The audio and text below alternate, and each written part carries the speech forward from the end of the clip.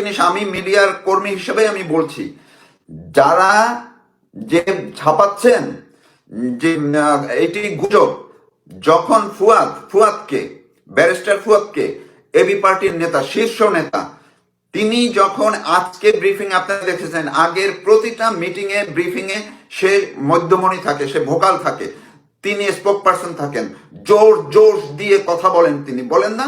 আজকে কি তিনি ছিলেন? বলেন, এই প্রশ্নটি কি সাংবাদিকরা করেছেন যে আপনারা যে বললেন যে গুজব, তাহলে ফুয়াদ সাহেব কোথায়? তিনি তো আজকে এখানে থাকার কথা, তিনি কোথায়?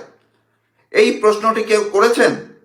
কোন মিডিয়া কর্মীরা কি আজকে পর্যন্ত, আমি একটু আগে ভূমিকায় বলেছি যে ব্ল্যাক আউটের কথা, মিডিয়া কি ব্ল্যাক আউটের কথা কেন বললাম? যেখানে প্রকাশ্যে একটি পার্টির নেতা, এবি পার্টির নেতা হিসেবে প্রকাশ্যে রাজপথে দাঁড়িয়ে তিনি ক্যান্টনমেন্ট উড়িয়ে দেওয়ার ঘোষণা দেন, কোন মিডিয়া কি এটি তাকে বা তার দলকে প্রশ্ন করেছেন? কিংবা কোন মিডিয়া কি এটি নিয়ে কোন নিউজ আমরা দেখলাম যে এই দুঃসাহস যে দেখালেন আমাদের সেনাবাহিনীর বিরুদ্ধে, তাকে কেন গ্রেপ্তার করা হচ্ছে না, তাকে কেন আটক করা হয়নি? এটি তার পাশে ছিল কে? এই যে ট্রাইব্যুনালের চিফ, তিনি আইনের মানুষ। আমি তার রাজনৈতিক পরিচয়, তিনি এবি পার্টির নেতা, সেটি না হয় বাদ দিলাম, তিনি তো চিফ প্রসিকিউটর, তিনি লয়ার, তিনি আইনের মানুষ, গভর্নমেন্টের অংশ, তিনি রাষ্ট্রের সবচেয়ে মানে একটি গুরুত্বপূর্ণ পদে তিনি আছেন।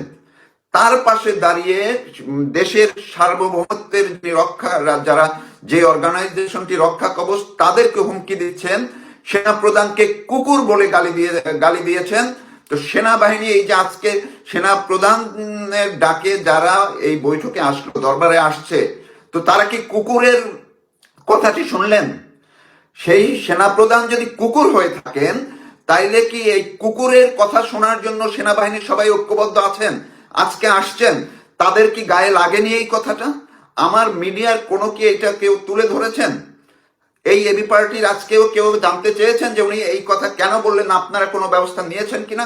রাষ্ট্র, পুলিশ, প্রশাসন বা তারা যে কোনো ব্যবস্থা নিচ্ছেন কিনা? আপনারা আবার গুজব বলতে আসছেন কেন? কোনটা গুজব? সে কি বলে নাই এটি? বলেন, আমরা যারা সামাজিক মাধ্যমে যে কথা বলি, আমরা যে এই তথ্যটা বললাম, তিনি কি বলছে না বলে নাই? বলেছে তো।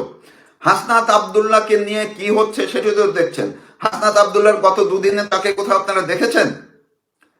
তাইলে তার দলই তো তাদেরকে এখন এক ধরনের স্বীকার করছে না। আপনার নাসিরউদ্দিন পাটোয়ারি কি বলেছে? স্বীকার করছে না। আবার উপদেষ্টা আসিফ মাহমুদ যে স্টেটমেন্ট দিয়ে বলেছেন তারা যুদ্ধের সশস্ত্র করতেন যদি 5 তারিখে না হতো, সেটি বলেন নাই। তাহলে আমরা যারা এই কথাগুলো বলে, এটা কি গুজব? তাহলে মিডিয়া কেন এই কথাগুলো, কোনটা গুজব বলছেন? আমি দেখলাম খুবই আশ্চর্য, আমার সাবেক প্রতিষ্ঠান প্রথম আলোর, যিনি একদম খুব বিশাল জায়গা ছিল, আমি নিশ্চিত তাকে এই যে আমাদের মিডিয়া যে এখন কি বলা যায় কমিশন করা হয়েছে, গণমাধ্যম কমিশনের যাকে কামাল আহমেদ, তিনিও প্রথম আলোর এবং এই আমেরিকান মানে এই কোরের লোক। তিনি কালকে দেখলাম পিআইবিতে গিয়া রেজওয়ানার পাশে বসে তিনি বললেন তিনি মিডিয়ার সমালোচনা করতেছেন। তিনি রাজনৈতিক ব্যক্তিত্ব, তাহলে তিনি কিভাবে কমিশনের হলেন? তিনি কিন্তু রাজনৈতিক ব্যক্তিত্ব, তার ভাষাও তো রাজনৈতিক ভাষা হয়েছে। আপনারা কালকের এটি দেখেন, মিডিয়াতে বিভিন্ন জায়গায় আছে, আপনারা খুঁজে দেখেন যে তিনি কি বলেছেন। তার মতো একজন ব্যক্তি, তিনি যদি রাজনৈতিক ভাষায় কথা বলেন, তাইলে আমরা যারা সামাজিকভাবে, আমরা তো তার তুলনায় অনেক ছোট সাংবাদিক, নগণ্য সাংবাদিক, তাইলে তিনি যদি রাজনৈতিক ভাষায় কথা বলতে পারেন এই পরিস্থিতি নিয়ে, তো যারা সামাজিক যোগাযোগ মাধ্যমে যেই সাংবাদিক বন্ধুরা যে যেখানে পারে তারা কথা বলছে, দেশের এই পরিস্থিতিতে কিছুটা হলেও তথ্য গোপন করা হচ্ছে, তথ্য জানতে পারছে না কেউ, তার মধ্যে দিয়ে যতটুকু পারা যায় বের করে জানানো হচ্ছে, আর তাদেরকে আপনারা গালিগালাজ করবেন, তাইলে কেমন হলো? আপনাদের সততা, আপনাদের নৈতিকতা কোথায়? আমি দায়িত্ব নিয়ে আমার এই যে কামাল আহমেদকে আমি বলতে চাই, কালকে যে এই যে রেজওয়ানা সাংবাদিকদের গালিগালাজ করলেন, ওনার কতটা, ওনার কি অবস্থা এটা মানুষ জানে না, সাংবাদিকরা জানে না উনি কি করছেন। তাইলে উনি কোনো গণমাধ্যমে তা নিয়ে প্রশ্ন তুলেছেন? আজকে যেই গণমাধ্যমগুলো লিখলেন বা বলছেন যে গুজব দিনভর, কেউ তাদের কোনো এই বক্তব্য নিয়ে কথা বলছেন? আপনাদের গায়ে এগুলো লাগে না? তো যাই হোক, আমি এই কথাটুকু বলে শেষ করছি। যখন আমি আগেও বলি যে যখন তথ্য গোপন থাকবে, সেটি যেই সরকারের সময় হোক। আপনারা দেখেছেন আওয়ামী লীগ সরকারের সময় যখন তথ্য চাপানোর জন্য বিভিন্ন প্রক্রিয়া চলছিল, এর আগে বিএনপির সময়, তার আগে সব সময় এটা তো বিশেষ জায়গা থেকে এগুলো করা হয়, তখন এই ডিসইনফরমেশন মিস ইনফরমেশনের প্রবাহটা বেড়ে যায়। কারণ হচ্ছে অল্প একটু অথেন্টিক তথ্য পায়, সেইটার সঙ্গে মিলিয়ে আরো চেষ্টা করে যে সামঞ্জস্যপূর্ণ কিছু মানুষকে জানানোর।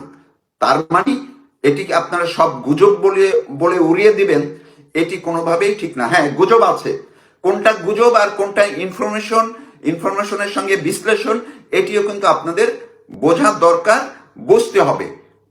কারণ হচ্ছে মিডিয়া, বাংলাদেশের মিডিয়া, তারা অনেক মিডিয়া চেষ্টা করছেন, এটি আমি জানি, অনেক মিডিয়া চেষ্টা করছেন, কিন্তু তারা পারছেন না। কেন পারছেন না সেটি তো বললাম। এই যে ভয়ে উৎকণ্ঠায় যারা বলেন সর্বোচ্চ সাংবাদিকতার স্বাধীনতা, স্বাধীন নাকি এখন মহাস্বাধীন, বেহেশত হয়ে গেছে, তারা এই যে মতিউর রহমান চৌধুরী, তিনি তো দু একদিন পরপরই বলতে থাকেন। তো আমরা যারা বেহেশতে বসে সাংবাদিকতা করছি, বাংলাদেশের মিডিয়া, তারা যদি সবকিছু ওপেন করে দেন, তাইলে এই গুজবের প্রশ্নটি থাকবে না। আর যারা আপনারা গুজব বলছেন বা যারা শুনছেন, তাদেরও একটু দায়িত্ব নিতে হবে, বোঝার চেষ্টা করতে হবে কোনটা গুজব, কোনটা আসল, এবং কোনটা কিভাবে বলা হয়। সব মিলিয়ে বাংলাদেশের মানুষ বর্তমান প্রেক্ষাপটে যে অস্থির একটি অবস্থা চলছে, এটি নিরসন হোক, একটি শান্তিপূর্ণ অবস্থা বিরাজ করুক, দেশে শান্তি আসুক, উৎকণ্ঠা দূর হোক, এবং যত ধরনের এখন অরাজকতা, নৈরাজ্য যা কিছু আছে, এগুলো বন্ধ হোক, এটি আমরা চাই। সবাইকে ধন্যবাদ।